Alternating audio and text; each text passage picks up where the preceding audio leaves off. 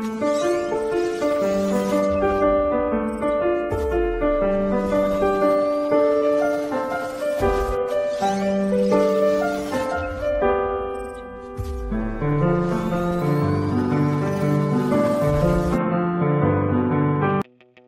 विद्यार्थी मित्रांनो, इयत्ता 10वीच्या गणित भाग 2 या विषयामधील भौमितिक रचना या प्रकरणातील आज आपण एक रचना पाहणार आहोत. रचना आहे केंद्रबिंदूचा वापर न करता वर्तुळावरील बिंदूतून वर्तुळास स्पर्शिका काढणे.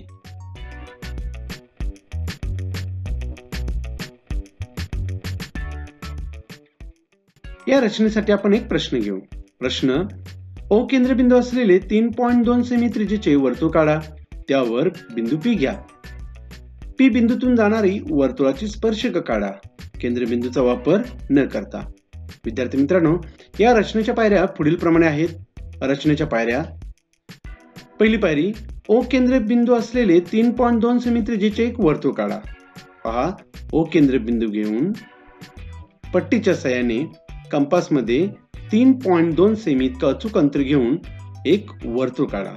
आपणास ओ केंद्रबिंदू असलेले हे 3.2 सेमी त्रिज्येचे वर्तुळ मिळेल. आता पायरी क्रमांक 2, वर्तुळावर P हा कोणताही एक बिंदू घ्या. पहा, वर्तुळावर P हा कोणताही एक आपण बिंदू घेतला. आता जेव्हा PR आणि आंतरलिखित कोन PQR काढा. पहा, वर्तुळावर आपण P बिंदू व्यतिरिक्त आणखीन 2 बिंदू घेऊ, बिंदू Q आणि बिंदू R.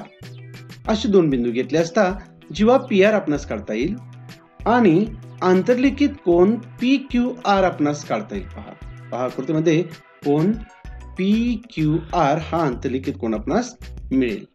यानंतरची पायरी, कंपासमध्ये सोयीस्कर त्रिज्या घेऊन आणि बिंदू Q केंद्र घेऊन कोन PQR च्या भुजांना बिंदू M व बिंदू N मध्ये छेदणारा कंस काढा. पहा, आकृतीमध्ये आपण बिंदू Q हा केंद्र घेऊन कंपासमध्ये अंदाजे अंतर घेऊन कोन PQR या आंतरलिखित कोनाच्या दोन्ही बाजूंना छेदलेला कंस मारला आणि छेदनबिंदूला नावे दिली अनुक्रमे बिंदू M आणि बिंदू N. पुढील पायरी, तीच त्रिज्या आणि केंद्र P घेऊन जेव्हा PR ला छेदणारा कंस काढा. छेदनबिंदूला S नाव द्या. Q केंद्र घेऊन जो आपण कंस MN काढलेला आहे, अगदी याचप्रमाणे कंपासच्या साहाय्याने तेवढीच त्रिज्या घेऊन P केंद्र घेऊन जेव्हा PR ला छेदलेला कंस मारला आणि छेदनबिंदूस S नाव दिले. आता कंपासमध्ये MN एवढी त्रिज्या घ्या. केंद्र S घेऊन आधी काढलेल्या कंसाला छेदणारा आणखीन एक कंस काढा. त्या छेदनबिंदूला T नाव द्या. रेषा PT काढा. रेषा PT ही वर्तुळाची स्पर्शिका आहे. पहा, आकृतीमध्ये आपण कंस MN काढलेला आहे. आता M हा केंद्र घेऊन MN एवढी त्रिज्या घ्या. म्हणजे N बिंदूवर असा आपण कंस मारला. आता M केंद्र जसा घेऊन कंस मारला, अगदी त्याचप्रमाणे S केंद्र घेऊन तेवढीच त्रिज्या घेऊन आधीच्या कंसाला छेदणारा असा आणखीन एक कंस मारला. हा कंस ज्या बिंदूत छेदतो त्या बिंदूस आपण T असं नाव देऊ. आता बिंदू P आणि T या दोन्ही बिंदूतून जाणारी आपण एक रेषा काढू. रेषा PT मिळेल. आता रेषा PT हीच या वर्तुळाची P बिंदूतून जाणारी स्पर्शिका आहे. याप्रमाणे आपण O केंद्र असलेल्या वर्तुळावरील P या बिंदूतून जाणारी स्पर्शिका काढली. आणखीन एकदा ही रचना पहा अॅनिमेशनच्या स्वरूपात, अगदी कमी वेळामध्ये.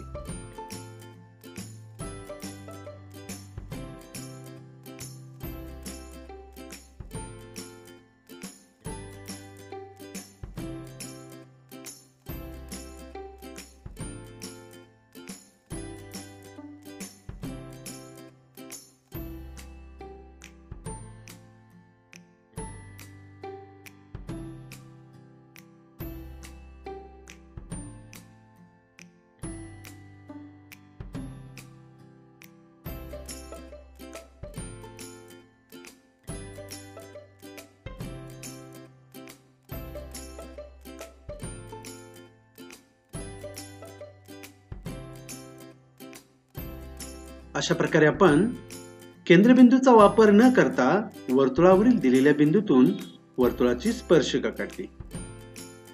धन्यवाद. हा व्हिडिओ आपणास आवडला असल्यास नक्कीच लाईक, शेअर आणि सबस्क्राईब करायला विसरू नका. धन्यवाद.